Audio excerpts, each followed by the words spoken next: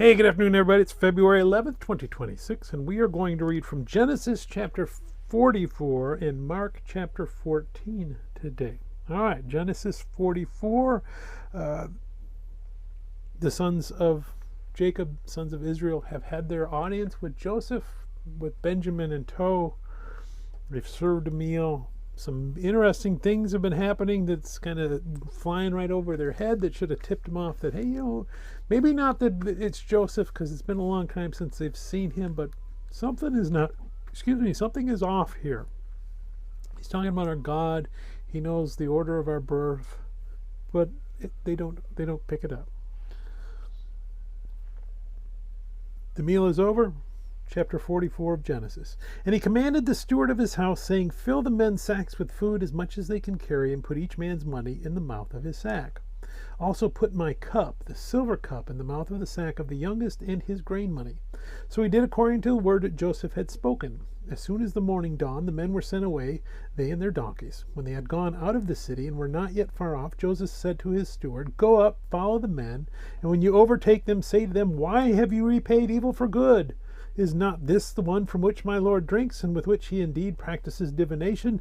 You have done evil in so doing. Now, Joseph, is he really doing divination? No indication for us in this story. What we want to see is that cup is the symbol of his office. So if it had been an Egyptian that holds his office, he would tell the future with it. Joseph has already told us, no, I don't interpret dreams. I don't do that. Sometimes God tells me, but I'm not doing that. So that's the cup represents the office. Verse number 6. So he overtook them, and he spoke to them these same words. And they said to him, why does my Lord say these words? Far be it from us that your servant should do such a thing. Look, we brought back to you from the land of Canaan the money which we found in the mouth of our sacks. How then could we steal silver or gold from your Lord's house? With whomever of your servants it is found, let him die, and we also will be my Lord's slaves. And he said, now also let it be according to your words. He with whom it is found shall be my slave, and you shall be blameless. Then each man speedily let down his sack to the ground, and each opened his sack. So he searched. He began with the oldest and left off with the youngest. So again, going in that birth order should have tipped him off that, well, that's awful weird that he's doing that he seems to know our birth order, but it escapes them. And the cup was found in Benjamin's sack. Then they tore their clothes, and each man loaded his donkey and returned to the city. So Judah and his brothers came to Joseph's house, and he was still there. And they fell before him on the ground. And Joseph said to them, what deed is this you have done? Did you not know that such a man as I can certainly practice divination? Then Judah said, what shall we say to my Lord? What shall we speak, or how shall we clear ourselves? God has found out the iniquity of your servants. Here we are, my Lord's slaves, both we and he also with whom the cup was found. But he said, far be it from me that I should do so. The man in whose hand the cup was found, he shall be my slave. And as for you, go up in peace to your father. Excuse me. Then Judah came near to him and said, O my Lord, please let your servant speak a word in my Lord's hearing, and do not let your anger burn against your servant, for you are even like Pharaoh. My Lord asked his servant, saying, have you a father or a brother?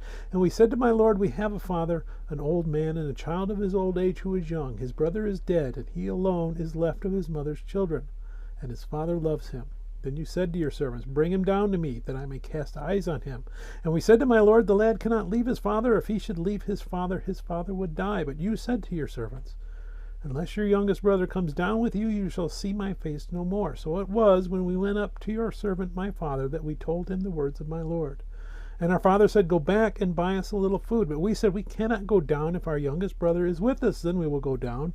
For we may not see the man's face unless our youngest brother is with us. Then your servant my father said to us, you know that my wife bore me 2 sons, and the one went out from me, and I said, surely he is torn to pieces, and I have not seen him since. But if you take this one also from me, and calamity befalls him, you shall bring down my gray hair with sorrow to the grave.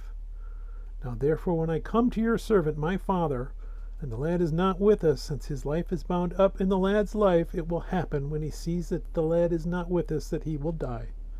So your servants will bring down the gray hair of your servant our father with sorrow to the grave. For your servant became surety for the lad to my father, saying, If I do not bring him back to you, then I shall bear the blame before my father forever.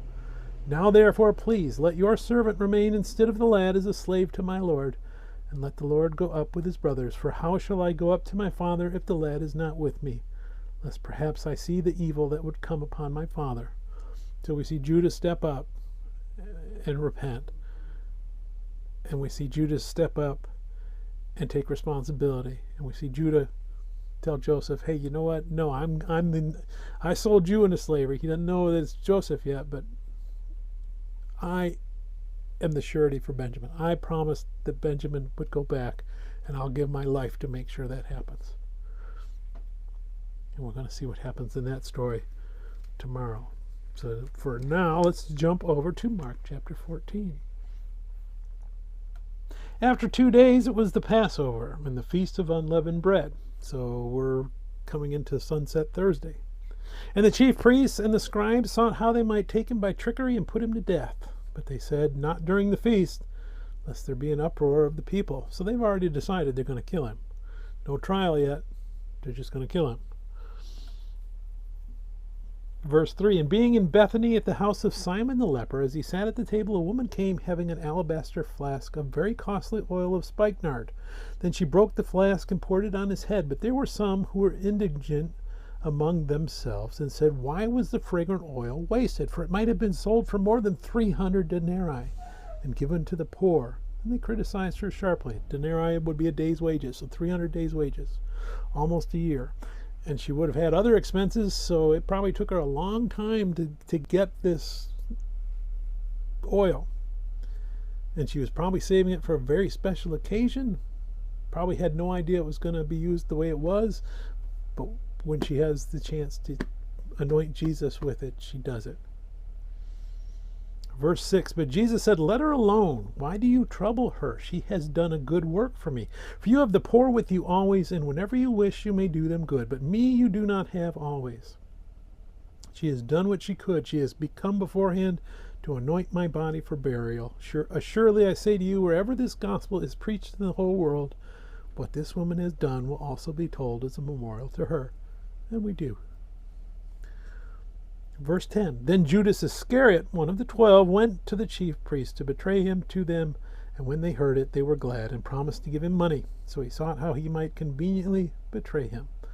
So Mark just kind of hits us boom, boom, boom. But we know from Matthew that was the trigger for Judas was, wow, they wasted all this money. I could have had some of that. They should have just sold that. Give it to me to give to the poor, but I would have put it in my pocket. So that's when he goes to the authorities and says, hey, you want Jesus? I know how you can get him. All you got to do is pay me. Verse 12. Now on the first day of unleavened bread, when they killed the Passover lamb, his disciples said to him, Where do you want us to go and prepare that you may eat the Passover? And he sent out 2 of his disciples, and he said to them, to accompany the lamb, Go into the city, and a man will meet you carrying a pitcher of water. Follow him. Wherever he goes in, say to the master of the house, The teacher says, Where is the guest room in which I may eat the Passover with my disciples? Then he will show you a large upper room, furnished and prepared. There make ready for us. And it would be odd that a man is carrying water through town. Usually it would have been a woman's job. 16. So his disciples went out and came into the city and found it just as he had said to them, and they prepared the Passover. In the evening he came with the 12. Now as they sat and ate, Jesus said, Assuredly I say to you, one of you who eats with me will betray me. And they began to be sorrowful and to say to him one by one, Is it I? And another said, Is it I? He answered and said to them, It is one of the 12 who dips with me in the dish. The Son of Man indeed goes just as it is written of him, but woe to that man by whom the Son of Man is betrayed. It would have been good for that man if he had never been born. And as they were eating, Jesus took bread, blessed and broke it, and gave it to them, and said, Take, eat, this is my body. Then he took the cup, and when he had given thanks, he gave it to them, and they all drank from it. And he said to them, This is my blood of the new covenant, which is shed for many. Assuredly I say to you, I will no longer drink of the fruit of the vine until that day when I drink it new in the kingdom of heaven. And when they had sung a hymn, they went out to the Mount of Olives. So he's appropriating that Passover meal and turning it into the communion, the Lord's Supper, the Eucharist, whatever you want to call it, that we do today to remember Jesus' sacrifice. Remember the blood that he shed on account of our sins to redeem us, and his body, which is the church, which is us. Verse 27, then Jesus said to them, all of you will be made to stumble because of me this night. For it is written, I will strike the shepherd, and the sheep will be scattered. But after I have been raised, I will go before you to Galilee. Peter said to him, even if all are made to stumble, yet I will not be. Jesus said to him, assuredly I say to you that today, even this night, before the rooster crows twice, you will deny me 3 times. But he spoke more vehemently, if I have to die with you, I will not deny you. And they all said likewise. Then they came to a place which was named Gethsemane. And he said to his disciples, sit here while I pray. And he took Peter, James, and John with him, and he began to be troubled and deeply distressed. Then he said to them, my soul is exceedingly sorrowful, even to death. Stay here and watch. So the wrath isn't being poured out yet, but he's anticipating it, and his anxiety and his worry and his pain, and he's starting to think, wow, yeah, it's not going to be very much fun for the next day.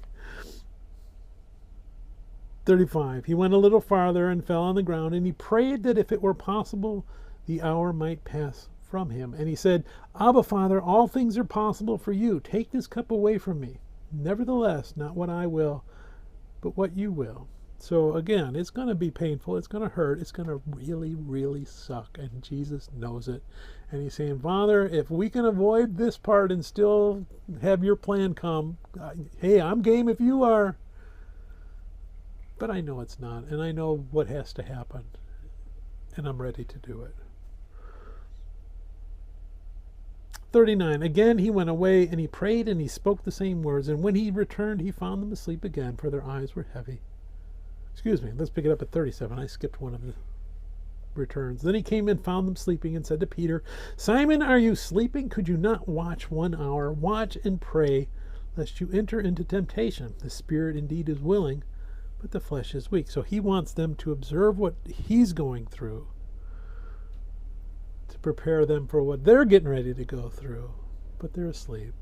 And that kind of adds to the denials that are coming. Verse 39, again he went away, and he prayed, and he spoke the same word. And when he returned, he found them asleep again, for their eyes were heavy, and they did not know what to answer him. Then he came the 3rd time and said to them, are you still sleeping and resting? It is enough. The hour is come. Behold, the Son of Man is being betrayed into the hands of sinners. Rise, let us be going. See, my betrayer is at hand. And immediately while he was still speaking, Judas, one of the 12, with a great multitude with swords and clubs, came from the chief priests and the scribes and the elders. Now his betrayer had given them a signal, saying, whomever I kiss, he is the one. Seize him and lead him away safely. As soon as he had come, immediately he went up to him and said to him, Rabbi, Rabbi, and kissed him. Then they laid their hands on him and took him. And one of those who stood by drew his sword and struck the servant of the high priest and cut off his ear. Then Jesus answered and said to them, have you come out as against a robber with swords and clubs to take me? I was daily with you in the temple teaching, and you did not seize me. But the scriptures must be fulfilled. And they all forsook him and fled. So we see, well, he's not named in Mark, but we know it was Peter, that when the time comes, hey, I said I would die for you, and I'm ready to die for you. It's the moment we've been all waiting for, when you finally throw off that lamb stuff, and you're going to smite these Romans and these sinners and restore the kingdom. And Jesus says, no, that's not why I'm here. I've been telling you that this whole time. And Peter is stumped and doesn't know what to do other than to run away. And all of the disciples run away. Now a certain young man, verse 51, had followed him, having a linen cloth thrown around his naked body. And the young man laid hold of him, and he left the linen cloth, and he fled from them naked. And we believe that is Mark. So he would have been a young boy there. He's not a disciple, but he saw the meeting, and he's snuck off because he wants to hear them. And when it all goes crazy in the garden and everybody's running, he runs as well, and he's grabbed, and he just says, nope, the feet don't fail me now, and he leaves whatever he's wearing and he just runs away naked. So we want to see all that panic and pandemonium that's going on as the paradigm shifts for the disciples. Verse 53, and they led Jesus away to the high priest, and with him were assembled all the chief priests, the elders, and the scribes. But Peter followed him at a distance, right into the courtyard of the high priest. And he sat with the servants and warmed himself at the fire. So he's confused, he's lost, he's not sure what's going on, but he doesn't abandon Jesus completely. He needs to know what's going to happen next. Verse 55, now the chief priests and all the council sought testimony against Jesus to put him to death, but found none. For many bore false witness against him, but their testimonies did not agree. They've already decided what they want to do to him. Then some rose up and bore false witness against him, saying, we heard him say, I will destroy this temple made with hands, and within 3 days I will build another made without hands. But not even then did their testimony agree. They've already decided to kill him. They can't find any witnesses that'll agree. They start making up different versions of what he actually said, and even then they still can't get an agreement. So that should be the signal that they don't really have a case. 60, and the high priest stood up in the midst and asked Jesus. He says, no, that's enough of this. He stands up and he asks Jesus, do you answer nothing? What is it that these men testify against you? But he kept silent and answered nothing. So Jesus just sitting there watching this, letting it happen. No point in me saying anything because you guys have already decided what you're going to do. I say something on my behalf, I'm kind of legitimizing this, and this is illegitimate from start to finish. Again the high priest asked him, saying to him, are you the Christ, the Son of the Blessed? That's the crux of this. Are you God? Jesus said, I am, and you will see the Son of Man sitting at the right hand of the power and coming with the clouds of heaven. Now, emphatic, yes, here in Mark, but it's probably not quite that emphatic in the Greek. How did Jesus usually answer that question as who do you say that I am? So he leaves it up to interpretation, his answer. Then the high priest tore his clothes and said, what further need do we have of witness? You have heard the blasphemy. What do you think? And they all condemned him to be deserving of death. And it's the high priest that says, you said it, you are it. Because he knows that's who he is. But he doesn't want it to be. Because if he is, then the high priest is going to get exposed for his corruption. The system is going to fall down. That's the rejection. I know you are, but I'm going to kill you anyway. Verse 65, then some began to spit on him and to blindfold him and to beat him and to say to him, prophesy! And the officers struck him with the palms of their hands. Now as Peter was below in the courtyard, one of the servant girls of the high priest came. And when she saw Peter warming himself, she looked at him. And she said, you also are with Jesus of Nazareth. But he denied it, saying, I neither know nor understand what you are saying. And he went out on the porch, and a rooster crowed. And the servant girl saw him again and began to say to those who stood by, this is one of them. But he denied it again. And a little later, those who stood by said to Peter again, surely you are one of them, for you are a Galilean, and your speech gives it away. So they recognize that his accent. You must be with him. That's why all these fishermen are running around. Verse 7, then he began to curse and swear, I do not know this man of whom you speak. A second time the rooster crowed. Then Peter called to mind the word that Jesus had said to him, before the rooster crows twice, you will deny me 3 times. And when he thought about it, he wept. Talk about paradigm shift. He's at that point now in his life, or in his faith, where his faith is false, at least partly false. It's either the part where he believes Jesus is God, or it's the part that he believes about himself and the strengths that he thought he had. And to his credit, he realizes, I got to get rid of that because Jesus was the truth.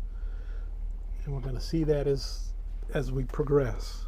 But until then, may God bless the reading of his word, and may God bless you. Bye.